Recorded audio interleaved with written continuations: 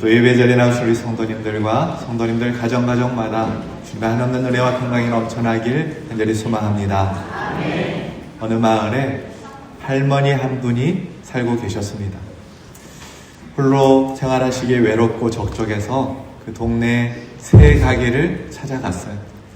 말하는 앵무새 한 마리를 구입해서 집으로 데리고 왔습니다. 그런데 이 앵무새가 말하는 앵무새인데 말을 하지 않는 거예요.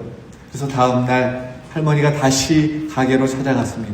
사장님, 이 새가 말을 안 해요.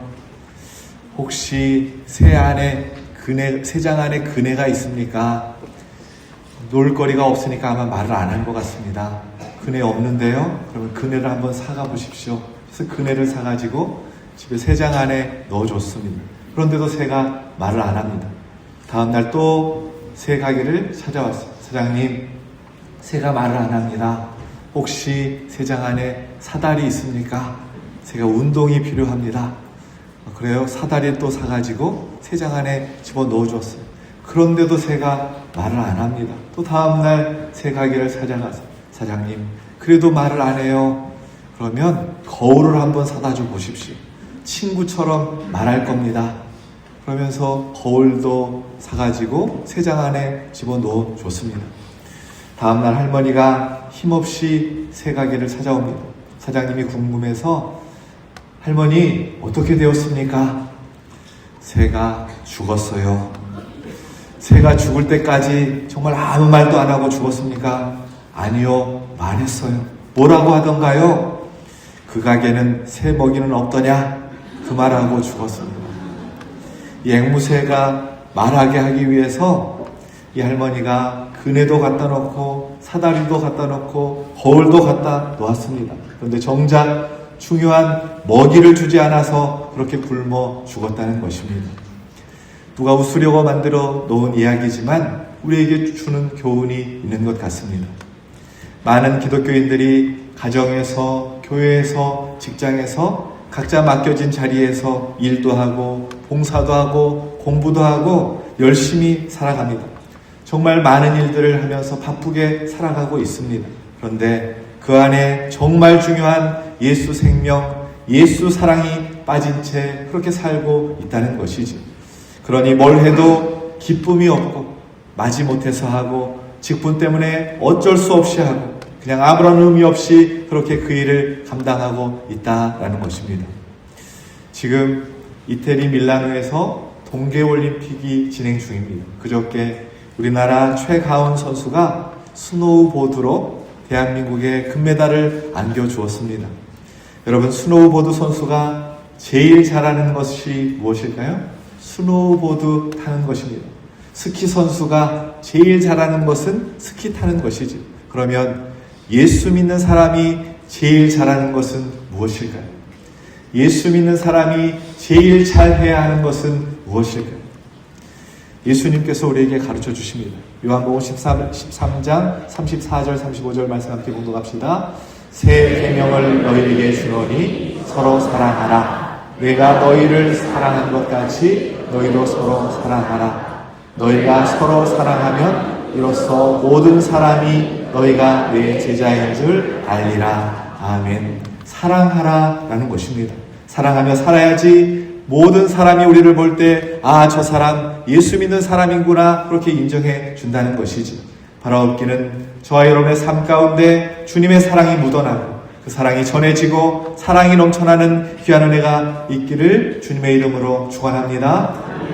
인간은 관계적인 동물이기 때문에 이 관계가 파괴될 때 가장 큰 고통을 당하게 됩니다.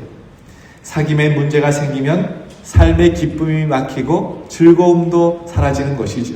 고부 간의 갈등, 형제 간의 갈등, 부부 간의 갈등, 부모와 자녀 간의 갈등, 성도와의 갈등도 있는데 여러분, 이런 갈등을 경험할 때 어떠셨습니까? 밥맛도 없고 잠도 안 오고 살 맛도 안 납니다. 그래서 성경이 그것을 우리에게 정확하게 말해주고 있어요. 잠언 15장 17절 말씀 함께 봉독합시다. 채소를 먹으며 서로 사랑하는 것이 살찐 소를 먹으며 서로 미워하는 것보다 나으니라. 아멘. 잠언 17장 1절 말씀 함께 봉독합시다. 마른 떡 한 조각만 있고도 화목하는 것이 제육이 집에 가득하고도 다투는 것보다 나으니라. 아멘. 인간은 소유의 풍부보다도 사귐의 기쁨에서 오는 안정감과 평안을 느끼는 존재라는 것이죠. 그러면 사귐을 파괴하는 가장 위협적인 것이 무엇일까요? 그것은 바로 미움입니다. 사랑은 자신의 행복보다 타인의 행복을 더 중요하게 여기지만 미움은 타인의 존재 자체를 부인하고 사라져 주기를 바라는 마음, 염원하는 마음을 말하는 것이죠. 그래서 오늘 요한은 이 미움을 정의하고 있는데 본문 15절 말씀 함께 봉독합시다. 그 형제를 미워하는 자마다 살인하는 자니 살인하는 자마다 영생이 그 속에 거하지 아니하는 것을 너희가 아는 바라. 아멘. 미워하는 것, 이 미움은 곧 살인하는 것과 같다는 것입니다. 미움과 살인은 내적인 측면에서 볼 때 동일한 성질의 것입니다. 다만 살인은 미워하는 감정이 밖으로 표출되는 것 뿐이시죠. 사울왕을 여러분 보세요. 사울왕에게 다윗이라는 신하가 있었어요. 다윗이 여호와의 이름으로 골리앗과 싸워서 승리를 거둡니다. 사울을 곤경에서 구해내 주었음에도 불구하고 사울왕은 다윗에게 포상을 내리기는커녕 화를 내고 미워했습니다. 심지어 그를 죽이려고까지 했습니다. 미움이 나를 다스리게 되면 우리는 어리석고 비이성적인 행동을 하게 되는 것이지. 왜냐하면 이 미움은 어둠에 속한 것이고 마귀의 전유물이기 때문입니다. 성경이 그것을 말해주고 있어요. 요한복음 8장 44절 말씀 함께 봉독합시다. 너희는 너희 아비 마귀에게서 났으니 너희 아비의 욕심대로 너희로 행하고자 함이니라. 그는 처음부터 살인한 자요 진리가 그 속에 없으므로 진리에 서지 못하고 거짓을 말할 때마다 제 것으로 말하나니 이는 그가 거짓말쟁이요 거짓의 아비가 되었습니다. 아멘. 마귀는 처음부터 모든 상대를 미워하고 살인하는 자다라는 것이죠. 따라서 형제를 미워하는 자는 마귀에게 속한 자이기 때문에 그 안에 생명 대신 예수를 가질 수 없는 것입니다. 빛과 어둠이 공존할 수 없는 것처럼 미움으로 가득 차 있는 사람은 예수 생명을 누릴 수 없다는 것이지. 그러므로 예수 그리스도를 진심으로 믿고 성령의 역사로 거듭난 사람이 분명하다면 그 사람은 사랑의 사람이 되고 미워하는 것 자체가 불가능하다라는 것입니다. 그래서 사도 요한은 모든 사람들이 하나님의 자녀와 마귀의 자녀로 확연히 구분된다고 우리에게 말해주고 있어요. 10절 말씀 함께 봉독합시다. 이러므로 하나님의 자녀들과 마귀의 자녀들이 드러나나니 무릇 의를 행하지 아니하는 자나 또는 그 형제를 사랑하지 아니하는 자는 하나님께 속하지 아니하니라. 아멘.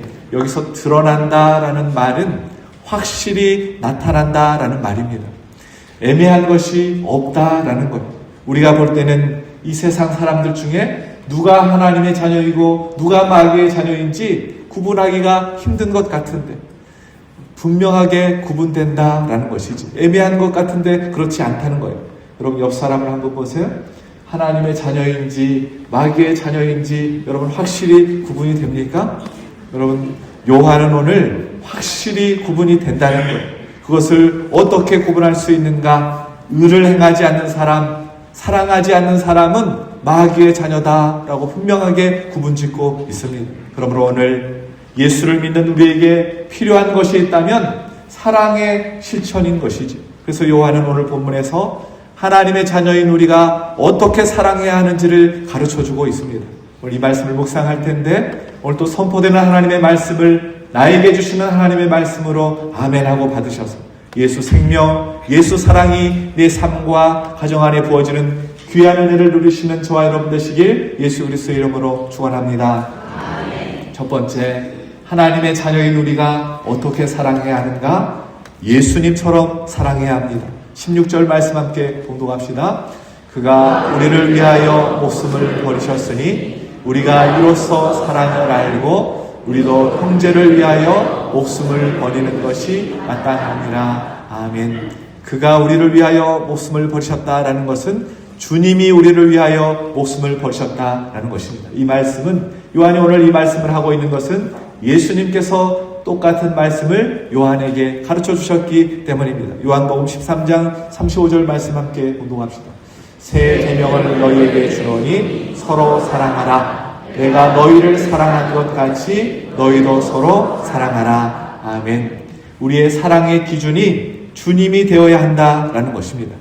그러면 주님이 우리에게 보여주신 사랑이 무엇입니까? 아무런 죄도 없으신 예수님께서 우리를 사랑하사 자신의 몸을 십자가에 내어 놓으셨습니다. 주님은 자신이 짊어진 십자가에서 못과 창에 찔리십니다. 또 사람들의 입에서 나오는 도끼 어린 거친 말에 찔리셨습니다. 더군다나 주님이 쓰신 이 가시면류관은 여느 가시가 아니라 광야에서 자란 날카로운 송곳을 가진 가시입니다. 그러니 살갗이 찢겨진 그 피부에서 생피가 줄줄 흘러내렸습니다. 거기다 옆구리에 창을 찔리십니다. 주님은 인류의 모든 죄로부터 우리를 구원하기 위해 자신의 모든 물과 피를 다 쏟으신 것이지.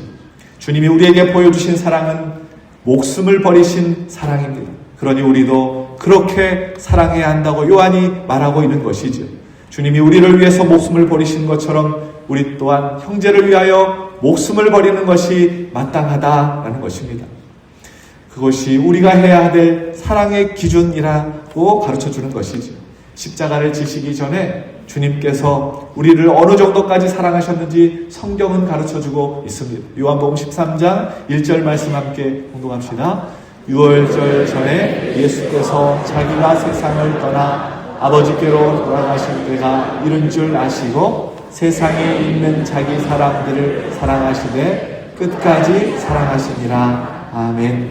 여기서 끝까지 사랑했다라는 이 끝까지라는 말은 완성하기까지라는 의미를 가지고 있습니다. 주님의 사랑은 처음과 같은 사랑, 한결같은 사랑으로 그 사랑을 완성하기까지 우리를 사랑하신다라는 거예요. 다시 말하면 우리는 우리의 기분과 감정에 따라서, 내 상황과 내 영적인 상태에 따라서 다른 사람을 사랑하는 정도가 달라지지만 주님께서는 감정과 기분에 상관없이 한결같이 나를 사랑하신다라는 거예요. 내가 불순종할 때도, 내가 그릇 행할 때도, 내가 고집을 피우고 있을 때에도 주님께서는 묵묵히 나를 바라보시고 포기하지 않으시고 격려하시며 내가 천국에 가는 그날까지 한없이 나를 사랑하신다라는 것입니다. 그래서 그 사랑을 완성시키신다라는 것이죠. 이것이 끝까지 사랑하시는 주님의 사랑인 것입니다. 그러므로 우리가 사랑을 실천함에 있어서 내 기준, 내 편견, 내 자존심 내세우지 말고 주님의 사랑의 기준이 되어 목숨까지도 내어주는 희생적인 사랑, 조건 없이 변함없이 끝까지 포기하지 않는 사랑을 실천해야 된다라고 오늘 성경이 우리에게 가르쳐주고 있습니다. 송솔나무 집사님이 어린 시절 아버지를 따라서 미국 이민을 가게 되었습니다. 그런데 이 아버지의 사업이 그만 시작한 지 얼마 안 돼서 망하게 되었어요. 학교에서 매일같이 영어도 잘 못한다고 놀림을 받고 구타를 당하며, 그래서 점심시간이 되면 화장실에 이 집사님이 숨어 들어갔습니다. 그래서 그렇게 화장실에서 지내야 했어요. 그런데 하루는 화장실에 숨어서 울면서 그렇게 부르짖고 있는데 놀랍게도 주님의 음성을 듣게 됩니다. 너는 내 아들이다. 내가 너를 사랑한다. 주님이 그렇게 말씀하시는 거예요. 그리고는 이제는 화장실에서 나와라 라고 주님이 말씀을 하시더랍니다. 그 순간 하나님께서 자신을 너무나 사랑하시는구나 믿어지더랍니다. 화장실에서 그렇게 나와서 강당을 걸어가고 있는데 학교와 악단을 연습시키시던 지휘자 선생님이 이 송솔나무 학생을 부르더라는 거예요. 이렇게 그때까지는 음악을 접해본 적이 없었기 때문에 그전 같았으면 두려워서 도망쳤을 것 같은데 자신 있게 선생님의 부르심 앞에 네 선생님 하고 달려왔답니다. 지휘자 선생님이 그에게 플룻을 연주하라고 그렇게 했고 특별한 교육도 받지 않았지만 열심히 플룻 연주를 해가지고 13살 나이에 뉴욕시티 줄리아드 음대 예비과정에 지원을 하게 됩니다. 그렇게 오디션을 보게 되었는데 그곳에 수억 원을 호가하는, 오디션 보기 위해서 수억 원을 호가하는 플루트를 가지고 온 지원자도 있었어요. 그런데 자신은 자신의 플루트는 붙여진 부분에 유리 테이프로 이렇게 붙인 중고 플루트였기 때문에 심사위원이 그 모습을 보고는 그런 걸 가지고 테스트 받으러 왔냐고 무시하는 말까지 했을 정도였답니다. 그러나 그는 당당하게 합격하고 줄리아드 음대 장학금까지 받고 공부를 하고 나중에는 링컨 센터와 카네기홀을 비롯한 세계 최고의 공연장에서 그가 공연을 했습니다. 그는 세계 여러 도시들에서 많은 무료 콘서트를 하고 지금은 고통받는 그 우크라이나 전쟁 난민들을 위로하고 돕고 있는 사역을 감당하고 있습니다. 이 송솔나무 집사님의 음악이 많은 사람에게 위로가 되고 은혜가 되는 것은 사람들의 인정을 받으려는 욕구에서 연주하는 것이 아니라 하나님의 사랑을, 그가 받은 하나님의 사랑을 전해 주어야지 그 사명으로 나누는 깊은 확신에서 나온 연주이기 때문에 많은 사람들을 위로하게 되었노라고 그가 그렇게 간증을 합니다. 인도 선교사 존 하이드 선교사님은 관계에 문제가 생기면 무조건 기도를 하시는데 자신이 받은 십자가의 사랑이 마음속에 충만히 임할 때까지 그렇게 기도를 한다는 것입니다. 그렇게 기도하면 사랑하지 못할 사람이 한 사람도 없게 된다고 간증을 했어요. 여러분, 부모는 자녀가 아플 때 가장 마음이 무너지는 것 같습니다. 차라리 내가 대신 아프고 싶은 심정이지요. 몇 해 전에 제가 사랑하고 존경하는 후배 목사님에게 연락이 왔어요. 7살 난 딸 머리에 종양이 발견이 됐는데 수술을 받아도 가망이 없다는 소식이었습니다. 입원해 있는 병원이 분당재생병원이어서 제가 사역하고 있는 곳이랑 가까워서 찾아갔어요. 그랬더니 이 목사님이 제게 하는 말이 요즘에 이렇게 기도한다는, 하나님 차라리 나를 죽이시고 나를 데려가시고 내 딸을 살려주십시오. 그렇게 기도한다는 것입니다. 너무나 마음이 아팠어요. 딸을 너무나 사랑하기에 딸을 대신해서 내가 죽었으면 좋겠다, 그렇게 생각하고 있다는 것이지. 여러분, 언제 내 목숨이 아깝지 않습니까? 사랑하면, 진정으로 사랑하면 목숨까지도 내어줄 수 있는 것이지. 오늘 우리에게 그 사랑을 실천하라고 주님이 명령하고 있습니다. 사랑하는 여러분, 오늘 주님이 저와 여러분에게 내가 너희를 사랑한 것 같이 너희도 서로 사랑하라 명령하십니다. 주님으로부터 받은 그 아무런 조건 없는 사랑, 목숨까지도 아낌없이 내어주신 사랑, 끝까지 포기하지 않는 그 사랑 실천하며 사랑만 하며 살아가는 우리 기독교 모든 성도님들 되시길 예수 그리스도의 이름으로 축원합니다. 두 번째, 하나님의 자녀로 우리가 어떻게 사랑을 실천해야 하는가? 형제의 어려움을 도와주라 라는 것입니다. 17절 말씀 함께 봉독합시다. 누가 이 세상의 재물을 가지고 형제의 궁핍함을 보고도 도와줄 마음을 닫으면 하나님의 사랑이 어찌 그 속에 거하겠느냐. 아멘. 사도 요한은 예수님의 사랑을 받고 나서 예수님의 제자들 가운데 가장 오래 살았다고 전해집니다. 그렇게 살면서 요한에게도 제자들이 생겼어요.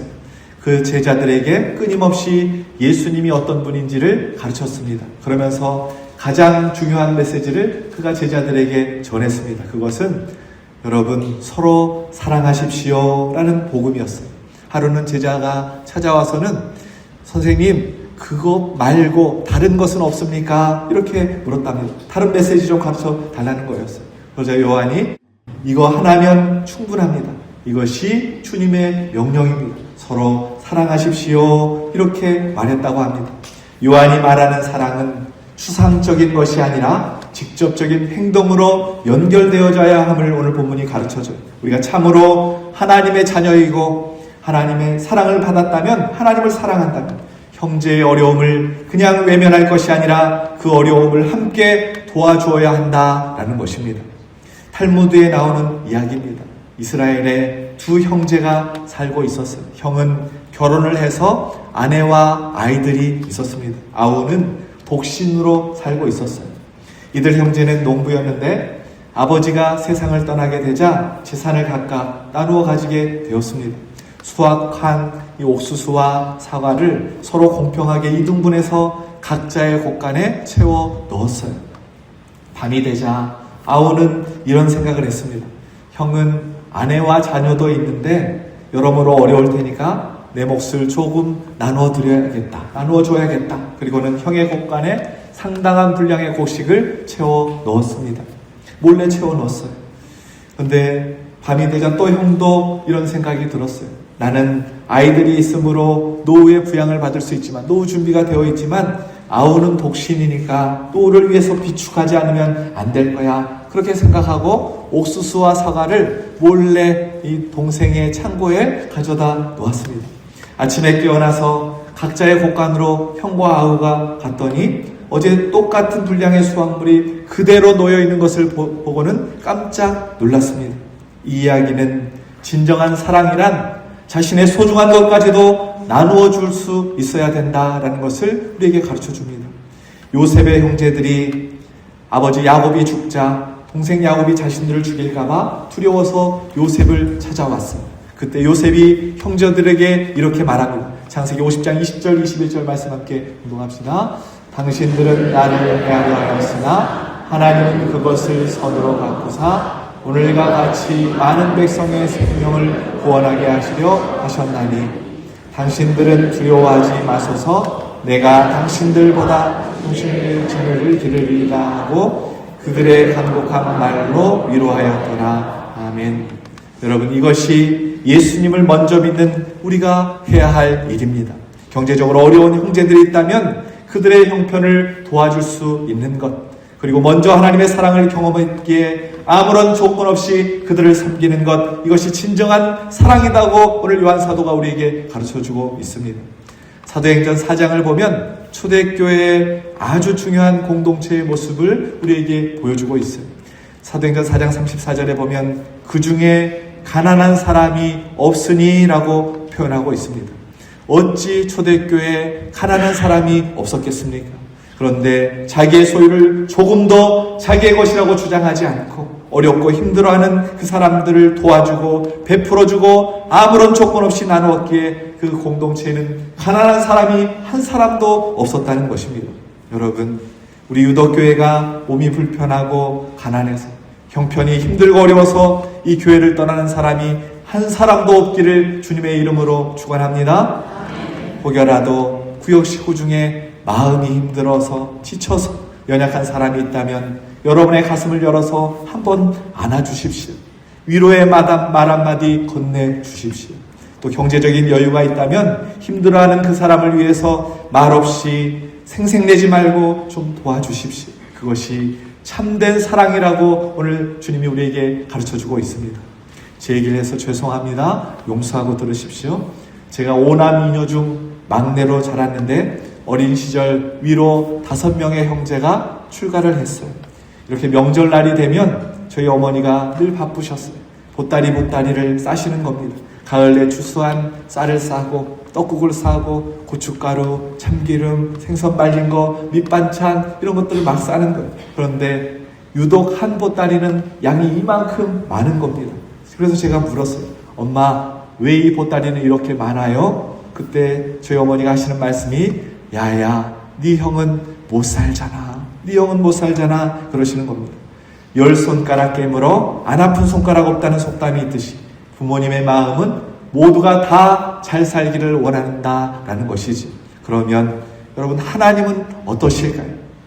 하나님 아버지도 마찬가지이시죠. 그러므로 여러분, 가난한 형제를 위하여 물질을 나누는 것은 하나님께서 기뻐하시는 일이라는 것입니다. 사랑하는 여러분, 부모의 마음이 늘 아픈 손가락에 있는 것처럼 우리 하나님도 가난하고 소외되고 어려운 자에게 그 마음이 가 있음을 기억하고 궁핍한 형제들에게 나누어주고 베푸는 사랑을 실천하셔서 하나님을 기쁘시게 하는 우리 유독교회 모든 성도님들 되시길 예수 그리스도의 이름으로 축원합니다. 마지막으로 하나님의 자녀로 우리가 어떻게 사랑을 실천해야 되는가? 행함과 진실함으로 사랑하라 라는 것입니다. 18절 말씀 함께 봉독합시다. 자녀들아, 우리가 말과 행동만 아멘. 입으로만 하는 가짜 사랑 이제 그만하고 진짜 사랑을 실천하라 라는 것이죠. 몇 해 전에 신흥종교문제연구소 탁지원 소장님이 신천지 강의를 하시면서 간증하신 적이 있습니다. 한 자매가 신천지에 빠져 있다가 구사일생으로 기존 교회로 되돌아왔어요. 그 자매가 하루는 이 목사님을 찾아와서 이렇게 이야기하더랍니다. 목사님, 제가 신천지의 교리가 뭐가 잘못되었는지 너무나 잘 알겠습니다. 그들이 가르치는 것, 그 가르침에도 거짓이 있다는 것 잘 알고 있습니다. 그들이 말하는 모든 것도 잘못되었다는 것 잘 알겠습니다. 그런데요, 목사님, 제가 그곳에서 받았던 그 가짜 사랑이 그립습니다. 여기는 정통이라고 말하고 진리라고 말하는데 저는 왜 그곳에서 받은 그 사랑이 그리울까요? 그 이야기를 듣는데 목사님이 이 자매에게 해줄 말이 없더라는 거예요. 킴 펄 목사님이 쓰신 그들이 꿈꾸는 교회라는 책에 보면 요즘 사람들이 왜 교회에 오지 않는지 그 이유를 밝히고 있습니다.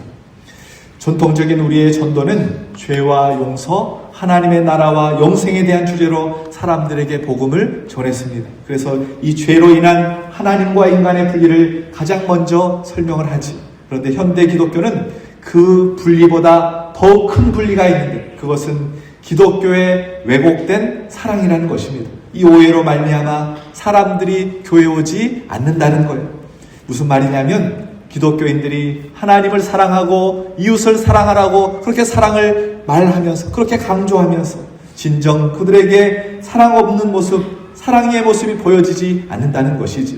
그러한 진정성 없는 우리의 말과 행동에서 하나님의 사랑도 왜곡하게 되고 저들이 믿는 하나님이라면 나는 믿지 않겠다, 이런 기독교가 되어버리고 말았다라는 것이죠. 그래서 요한은 오늘 우리에게 말과 혀로만 사랑하지 말고 행함과 진실함으로 하라고 당부하고 있는 것입니다. 말뿐인 우리의 신앙생활을 멈추고 실천하는 진정한 사랑을 실천하는 그런 사람이 되라고 우리에게 말하고 있는 것입니다. 여러분, 오늘 우리를 향한 하나님의 뜻은 너무나 간단하고 너무나 분명합니다.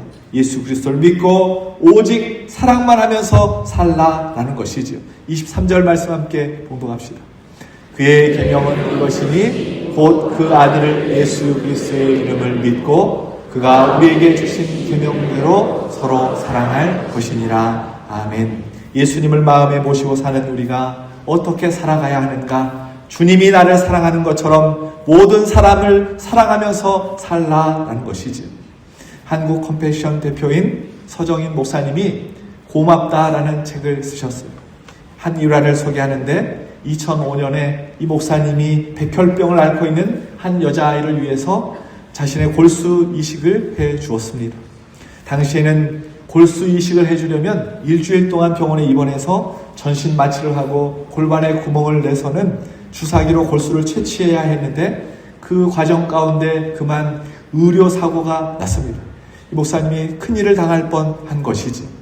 그러나 감사하게도 골수 이식을 다 마치고 골수를 이식받은 그 아이가 건강을 회복하게 되었습니다. 그런데 5개월쯤 지나자 이 아이의 병이 재발했다는 연락이 왔습니다. 문제는 이 골수 기증을 다시 해달라는 요청이었어요. 이 아이는 이제 다른 사람의 골수를 받을 수 없고 골수 이식을 해준 이 목사님에게서만 다시 골수 이식을 받을 수 있는 것이었습니다. 그러나 다시 이식을 한다고 해도 살 수 있는 확률이 1%밖에 없다는 소식을 듣게 됩니다. 지난번에 큰 사고도 있어서 아내, 사모님도 반대를 하고 전문의인 매제도 주변 사람들도 다 다시 골수 이식을 해주는 것을 막았었답니다. 그래서 병원에 이번에는 하지 않겠노라고 그렇게 통보를 했어요. 그러나 마음 한켠이 불편을 했습니다. 남아있는 죄책감 때문에 만나는 사람들에게 유도의 말을 해서 목사님 괜찮아요. 그 천만다행히 안 하신 게 잘하신 거예요. 이 말을 듣기 위해서, 확인하기 위해서 늘 이렇게 질문을 했답니다. 그럼요. 어떻게 2번이나 하겠어요. 목사님 잘하셨어요. 몸도 약하신데 할 일도 많으신데 안 하신 것이 천만다행이에요. 잘하셨어요. 이 말을 듣고 싶었던 것이죠. 그러던 중에 목사님이 에콰도르의 비전 트립을 가게 됐는데 거기서 만난 장로님께 이전에 있었던 일들을 다 소식 그간의 이야기를 했습니다. 하지 않아도 된다는 확인을 얻고 싶어서 다시 그 골수 이식한 이야기까지도 이 장로님에게 다 나눴어요. 그런데 의외로 이 장로님은 목사님 하시지 그러셨어요. 이렇게 말씀하시는 거예요. 그러면서 하시는 말씀이 제 큰아이가 몇 년 전에 백혈병으로 세상을 떠났습니다. 그 아이의 부모의 심정은 말할 수 없이 힘들 것입니다. 그 아이가 살고 죽는 것을 떠나서 그 아이와 부모에게 하나님의 사랑을 전할 수 있는 기회가 되지 않겠습니까? 이렇게 장로님이 얘기를 하시는 겁니다. 그날 목사님이 호텔로 돌아와서는 답답한 마음으로 하나님 앞에 기도를 했답니다. 그때 하나님께서 말씀을 하셨어요. 만약 그 아이가 너의 친딸이라면 너는 그 아이를 포기할 수 있겠니? 설사 1% 가능성밖에 없다고 해도 말이야. 망치로 한 대 얻어맞은 기분이었답니다. 하나님께서 못을 박듯 다시 한번 목사님의 마음을 울리셨습니다. 그 아이는 내 것이란다. 이제 와서 병원과 아이의 부모에게 생각이 바뀌었다고 전하기가 너무나 민망했습니다. 이런 일을 하는 것이 자원하는 마음도 아니었고 숭고한 동기도 아니었다는 것을 꼭 밝혀야 된다는 생각에 편지를 썼어요. 그러자 편지를 쓰기 시작하는데 눈물이 왈칵 쏟아져 내렸습니다. 딸 아이의 생명을 놓고 그 부모가 얼마나 애간장이 녹았을지 느껴졌기 때문입니다. 그래서 편지 제목을 부끄러운 목사라고 쓰고 그간의 마음과 상황을 솔직하게 적어 내려갔습니다. 하나님 앞에 항복했기에 골수이식을 할 수밖에 없었느라고 그렇게 적었습니다. 그리고 편지 말미에 이렇게 썼습니다. 우리 예수님께 매달립시다. 아이가 죽고 사는 것은 하나님이 정하셨다고 믿습니다. 우리 예수님을 붙잡읍시다. 이렇게 편지를 썼어요. 한국에 돌아온 후에 바로 병원에 돌아가서 이식 준비를 하는데 아이의 어머니께서 답장을 보내주셨어요. 5장의 긴 편지였는데 장마다 눈물이 떨어져서 마른 자국이 흔적이 보였습니다. 한 번도 아니고 2번이나 골수 이식을 해주셔서 감사합니다. 딸애가 묵인실에서 너무나 고통스러워하고 있어서 감사의 편지를 쓸 겨를도 없었습니다. 저도 목사님이 얘기하는 예수님이 누구인지 모르지만 매달리겠습니다. 기도하겠습니다. 내용이었습니다. 어머니의 간절한 매달림과 기도가 응답을 받았어요. 하나님께서 은혜 베풀어 주셔서 지금까지 1%밖에 살 확률이 없었는데 지금까지 건강하게 지내고 있습니다. 그리고 온 가족이 교회에 다니고 있고 그 아이의 아버지도 다른 아이에게 골수 이식을 해 주었다고 합니다. 사랑하는 여러분, 주님의 사랑 때문에 목숨을 거신 주님의 사랑 때문에 저와 여러분이 오늘 이 자리에 살고 있는 줄로 믿습니다. 그 사랑 전하며 살아갈 때 우리를 통해서 생명을 살리는 사랑의 역사가 계속될 줄로 믿습니다. 원수를 사랑하려고 하기 전에 여러분 옆에 있는 가족들 먼저 사랑하십시오. 그만 미워하시고 교우들, 이웃들 먼저 사랑하십시오. 그렇게 사랑만 하며 사셔서 마귀의 자녀가 아니라 진정 하나님의 자녀임을 드러내는 유독교회 모든 성도님들 되시길 예수 그리스도의 이름으로 축원합니다.